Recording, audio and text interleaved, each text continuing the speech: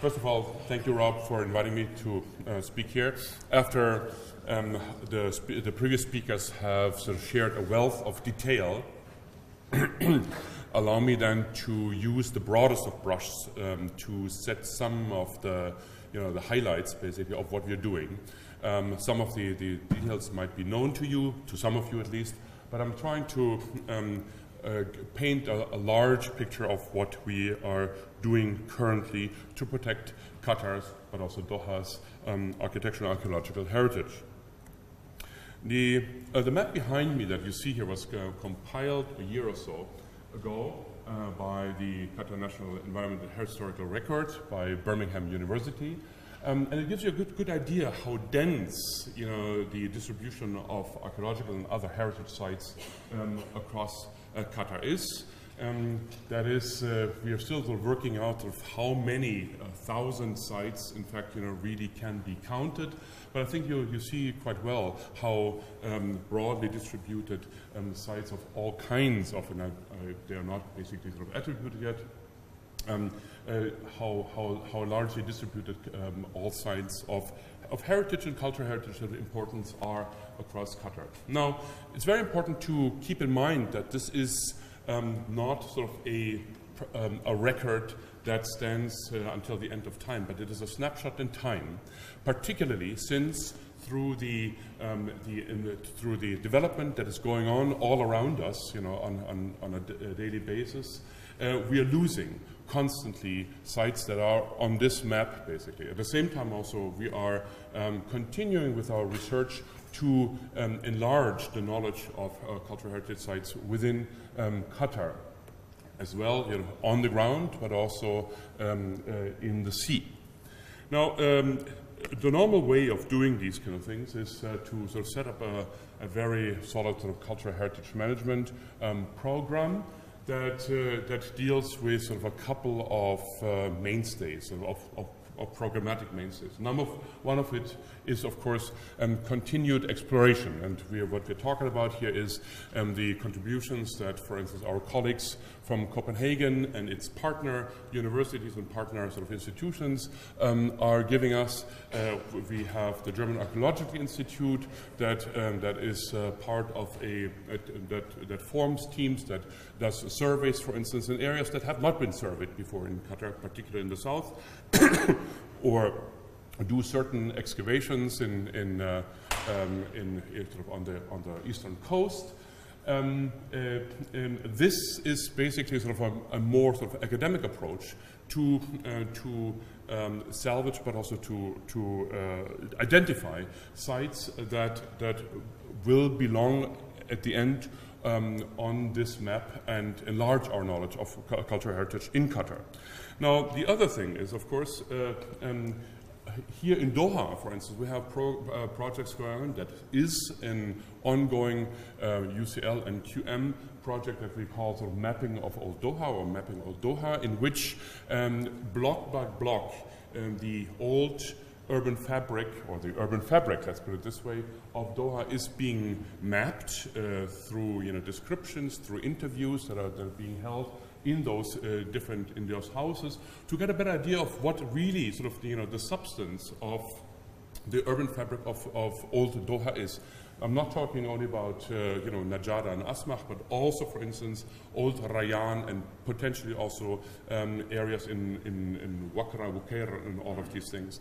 That is, again, basically pushing the envelope and is increasing the number of cultural heritage sites that we will eventually sort of can name as important for understanding what was going on in the past centuries, or the past decades even, of Qatar's history. A very important portion, of course, is not just the academic style of archaeology, in which a site that is sort of in splendid isolation somewhere on the coast or in the desert basically can be investigated. No, it is in fact something that our operation, our division, basically is putting more and more effort in it, which is preventive archaeology. In other words, we have to deal on a daily basis with the demands of urban, industrial, and infrastructural development, which basically puts great challenges to what to the number of sites that we know of. In other words, for instance, large construction sites that deal with road widening or new roads or malls and something like this do in fact impact our numbers of our archaeological sites or heritage sites on a daily basis. For instance, here this is sort of a snapshot of the western coast, Zubarah here on top, but also you see here that a large area or a large road project has been planned that is supposed to connect the Qatar-Bahrain causeway, whether it will be built or not is not clear, to the east but also to the south, and is cutting, as you see here, several sites. We're dealing here with Abbasid sites, early Islamic sites that need to be explored better, maybe before these road projects are being carried out. I should say also that the continued exploration through, for instance, foreign missions or collaborative efforts, such as we are planning, for instance, with a Danish team from the Muscat Museum or with the Maison d'Orient from Lyon, will have to answer certain questions. It's not longer possible that we just send or that missions come and pick a site, but I think certain questions need to be answered in the context that will help us better to understand what was going on. Sort of a solely and merely academic purpose of these things is probably not longer possible. So preventive archaeology is one of the goals that we are trying to or one of the methods that we're trying to implement to rescue and document as much as possible before it is gone. Part of that was, of course, also the rescue excavation in the center of Doha, close to the Khabib Mosque, that was done by sort of a joint team of UCL and Qatar museums. Another thing, of course, is the maintenance and preservation of heritage architecture. That plays a very, very important role. You are aware that most of Qatar's heritage that was still standing, let's say 50 years ago, is gone. But what is left, and little of that is left, needs to be maintained and needs to be preserved, and also needs to be put to some purpose. And that is a very important detail in it, because just renovation or just rebuilding or just conservation does not help. We need at some point to come up with a plan that will put these buildings, here this is the Ruwais police station, to some sort of purpose, to make these places also a place of encounter, if you wish, to a place of teaching, a place where also something completely different happens. For instance, hospitality, restaurants, hotels, all of these kind of things need to be planned ahead before conservation is going on. Now, and finally, of course, another of the very important goals that we are doing together with for instance, Ms. Colleen, but also, for instance, our cultural tourism unit, is to interpret and disseminate ideas or at least contents of historical value and cultural value to the young generations here. And I'm talking about kindergarten children and young school children. That reaches from workshops, and I know the Copenhagen team, for instance, has done these things. The German Archaeological Institute is planning something of that sort. Our own archaeology and conservation team is constantly devising new courses with which they go to schools, to kindergartens. But also, I know that schools are coming to Zubarah to be sort of taught firsthand with material what the historical situation was. Another another little project that we're supporting is now to work together with the Supreme Education Council in creating sort of a series of playable, possibly by Lego initiated architectural sets that sort of recreate sort of a traditional pearling village that would be able to be used in the newly devised cultural heritage curriculum in schools and kindergarten. So on many fronts, one is trying to push back a little bit the destruction, the negligence, and also the forgetting about what cultural heritage in Qatar is or was like. Now, this would be sort of the ideal set of works and of tasks ahead of us. The reality is a little bit different. Number one is, for instance, that the antiquities law that was devised in 1980 was a very good and first step in sort of preserving Qatar's national heritage on the archaeological but also on the heritage side. But at the same time also, it has a lot of holes and it needs to be updated, it needs to be modernized, it needs to also, in terms of terminology, adjusted with the laws that exist in other parts of this world and also beyond. One problem is, for instance, that the previous practice included that only sites that were gone through a quite complicated process of acknowledgement are in fact protected by the law, and therefore only then one, as a sort of protection agency like ours, basically can get active when this law is being breached. And as a result, basically one can say, and this is only for our private consumption, less than 1% of Qatar's sites, particularly those that you saw on the map, basically are in fact protected by the law. Now, there are sort of certain paragraphs within the law that allow you to interpret these, the mandate to protect archaeological and heritage material and sites a little bit more aggressively, and we're using this also. But if one would interpret the word of the law, one has not the best of positions.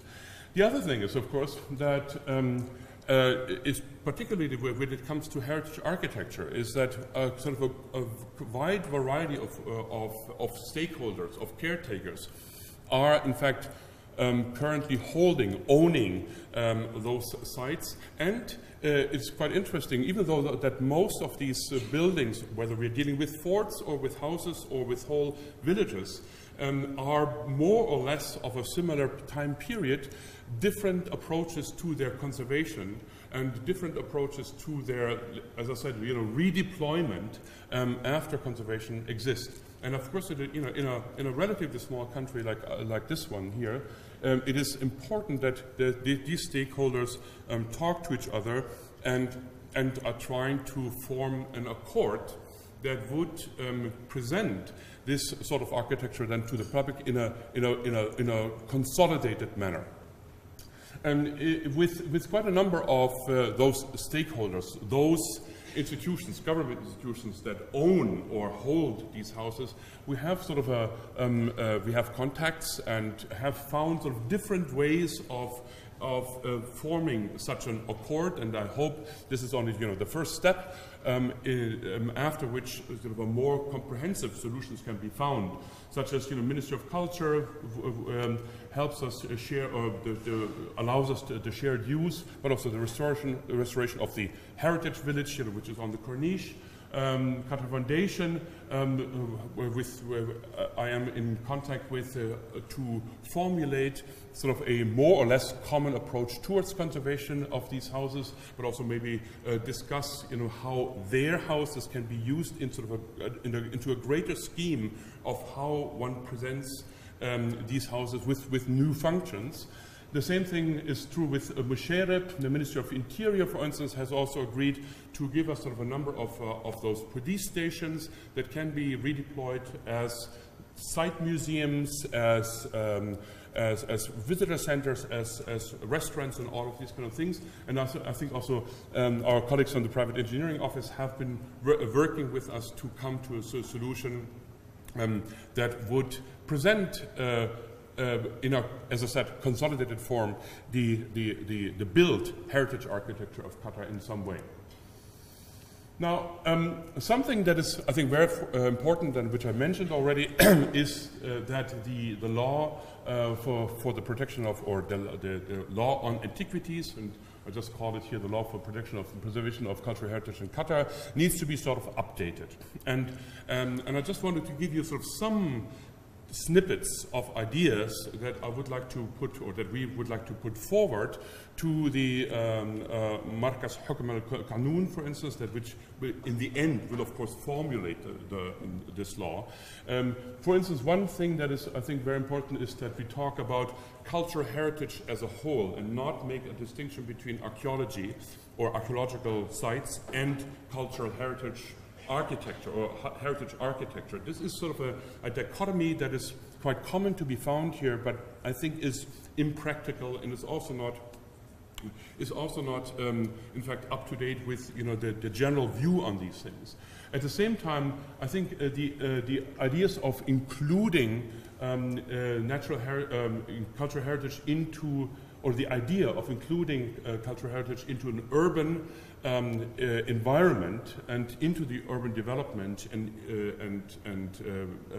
mitigating the needs of development and also the needs of preservation need to be sort of formulated in one or the other form in this law. The idea of a historical landscape, of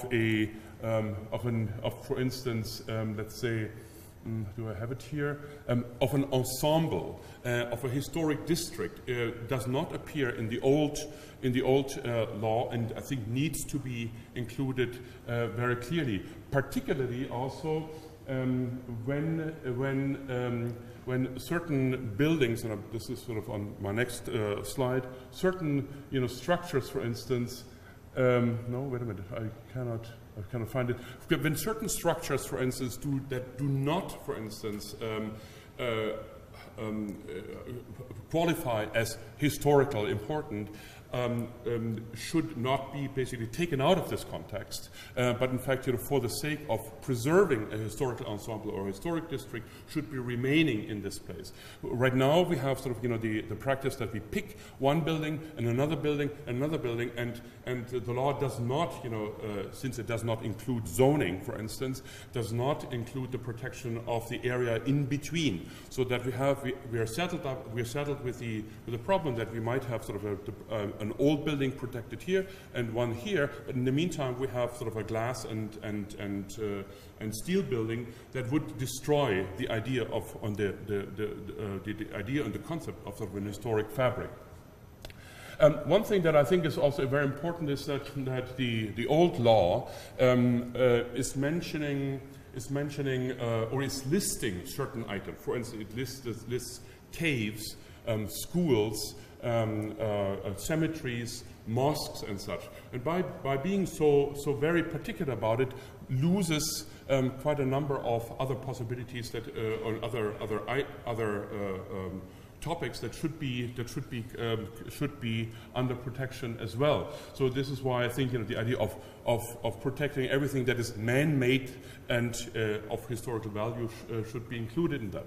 At the same time, also the law of 1980 protects everything up to the year 1940. And I think if we would like to include, for the sake of preserving Doha's historical fabric, also buildings that are a little bit later, so let's say into the concrete era and before the arrival of the international architectural style, then I think it would be probably a good idea to push this period up to the 1970s. Voila. One thing that is very important is that, you know, permissions, no objection certificates that are part of preventive archaeology need to be written into this law. In my opinion, at least. And something is being implemented, as which I have here highlighted in red in this paragraph, that basically the assumption rules that wherever construction is going on, wherever the surface is scraped or some marina is being built, that the assumption rules that this area or this soil could be rich in archaeological artifacts, and therefore needs to be undergoing sort of a process of preventive archaeology. So in other words, it's not enough that we protect something and then wait whether something happens with it or not, but in fact no, the State Protection Agency should be included in every single application process for a new structure. This is, of course, I'm not. This is the rule and the practice elsewhere, but I think it needs to be also implemented here. One thing that is extremely important and makes us also able to talk to other government agencies is that this huge mass of sites and artifacts that you saw at the beginning in the map need to be somehow classified. We have Zubara, but we have also a flint scatter here. They cannot be just of the same value. We can also not have the attitude that every flint scatter, every shirt that was ever found basically will block any sort of development. Otherwise, nobody will take us seriously, and we will not ask anymore, and we will be marginalizing ourselves. So, in other words, it is very important that the masses of data that we have are being evaluated, and sites that this is sort of one of the huge projects that we are just starting now, are being classified into sort of sites that are of exceptional importance. Zubara, for instance, would be one, or of a limited importance or a marginal importance, and that would include basically also buffer zones around certain sites that need to be then again negotiated with Ministry of Urban Planning and municipality. All these things is, of course, will afford a huge amount of effort, but this is being sort of underway. Having classified those sites will enable us to draw up a national register of protected sites. So that is, of course, something of great importance. Right now, there exists somehow, and we are all not completely sure where it exists, some sort of lists of either tentatively protected sites or already protected sites, but they are not in the public conscience, I would say. And therefore, I think a new effort has to be made to come up with a national heritage asset register that is based on those classifications that I just talked about. The A and the B, or the exceptional and important sites that would then form a national asset register that needs to be also has not only a buffer zone, a let's say sort of a fencing around it, will enjoy special protection, and on and on. And one thing that I think is extremely important is that we shortcut this very Byzantine and long-winded process of ratifying or acknowledging these sorts of sites. And what we would like to suggest is that once through a website or the Qatar Cultural Heritage Information System. Once these sites will be published and accessible through these websites, then in fact they will enjoy sort of a priori and immediately some sort of protection or protected status until at a later phase, for instance, the Majma al-Wuzara, the Council of Ministers will ratify them sort of in a second step. So it is all about, as you see, also winning time and not losing time in protecting those sites, at least for the coming years. One thing is that you know all these data that have been sort of mined and reaped first, you know, by the Birmingham team, but also by other foreign missions. You know, the endless cataloging and documentation efforts of finds that are still sort of in storages. All these things will eventually flow together in one particular central database that is, I think, quite unique in this part of the world or in general. And will allow us to, through its sort of modular structure in the end, to communicate very easily, not only sort of QM internal, but also with the missions that work with us, but also, and I think very importantly, with the government institutions that are relying on us as a partner that is up to speed and is able to perform and is able to give them information on a daily basis. The Qatar Cultural Heritage Information Management System is something that we will also present to you shortly. One thing that I just, maybe some of you have seen these pictures already, but I'll just show them again. I think but now it's sort of changing tacks a little bit, is one way of going ahead with the protection of sites of heritage importance or archaeological contents is, to my knowledge, also to think, in my opinion, to think also more holistically, to think about them in groups that need not only to be preserved for the sake of just preserving them, but also to open them to the public and to make them accessible to the larger audiences. And this basically sort of comes back to what I said in the beginning, that we have to come up with strategies how to employ what we have in terms of, you know, heritage assets to interact with them with the public. So one thing, for instance, is to come up with a plan, a strategy to use the archaeological sites, but also, you know, the heritage villages, for instance, in the north, open them up for touristic you know, visitors, and include in all of this an idea of not sort of academic austerity, but in fact also open from our side up these sites also for the private sector. This is maybe a little bit of a problematic thought. What I mean by that is that some of the sites could be used for, as I said, restaurants or for the building of hotels of a certain kind. You know that you know, Zubarah itself sort of has become over the last year sort of a very popular destination for either weekenders, but also for sporting events like this one. And the Qatar Tourism Authority that works closely with us and is all sort of, you know, breathing down our neck to do something with those sites, wants us to develop the sites to a certain degree.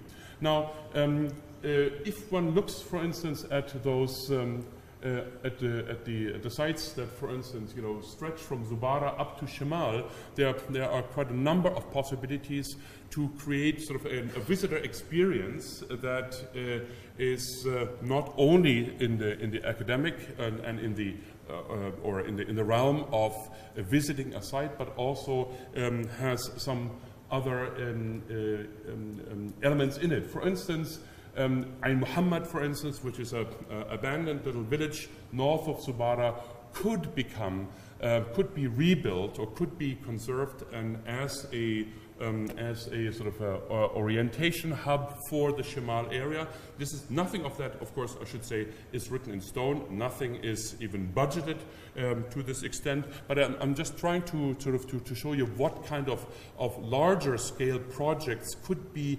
associated with a group of sites that we have in this area. Al Arish, for instance, which is close by, could become a place where one of those hotels could be built, could be built that are sort of strongly demanded by the Qatar Tourism Authority. And you know, the idea or the problem that we have is that if we are not trying to be part of the process, then one day it will simply happen that sort of a building is being created without our knowledge. For instance, you know, north of Ruwais, there is now sort of a big spa building, a big spa hotel being built, and I'm not completely sure sort of whether it impacts the area, the landscape, or even some of the historical assets that we have in this area. So it might be a possibility. This is basically something that one could discuss further, and I think this needs also to be part of a relatively public discussion, whether, for instance, sites like Al Arish that are sort of largely destroyed but still are visible could become reused in a very careful rebuilding process as a hotel site. For instance, you know, we have here the completely destroyed but also reconstructible architecture that could be used to certain degrees. A fabric that could be reconstructed to some extent. One could, for instance, contemplate whether sort of some of these courtyard houses could become a place of hospitality in one or the other form. One could think of whether one wants a full or a partial reconstruction of the site. There are many different options available. One could sort of designate some of the sites, some of the buildings that are existing currently as public or ancillary buildings beyond, you know, the living quarters. Voila, here for instance, this is sort of a sketch of one of the courtyard houses that could be rebuilt as a hotel room for families, for instance, while others, for instance, you know, this group of courtyards in the at the sea could become some sort of you know, sort of foyer or reception of sorts. These are you know, basically sort of ideas that might not jibe very well with the hardcore archaeologists or the hardcore conservatists. At the same time, also, I should, you know, simply, you know, let you know that the pressure of developing these sites is immense, and at the same time, also, we are giving here the possibility to actively be part of the discussion. Other sites, Al Khuwair, for instance, could be just left in ruins, and sort of a guided tour should, in fact, could be able to inform the visitor how these sites looked before, as in Al Arish, or, for instance, in Al Jumail, the buildings were sort of restored to a certain degree. Sort of the idea of an open-air museum, like sort of, you know, Colonial Williamstown in Al Jumail, might be also a possibility. It is not for the purist, these sort of concepts, but at the same time, sort of probably the only way of not only attracting visitors, but at the same time also to enliven these areas to some degree. One thing, of course, that is, has not been mentioned at all, but I think should be, is that any sort of activities that includes cultural heritage in these areas, that is true not only for the north, but also for the south, or, you know, the coastal areas, should, and I think very clearly should include also nature and environment. If you think about, you know, that in the north we have probably sort of the temporary zoo of Doha, for a while at least. We have the Reem biosphere.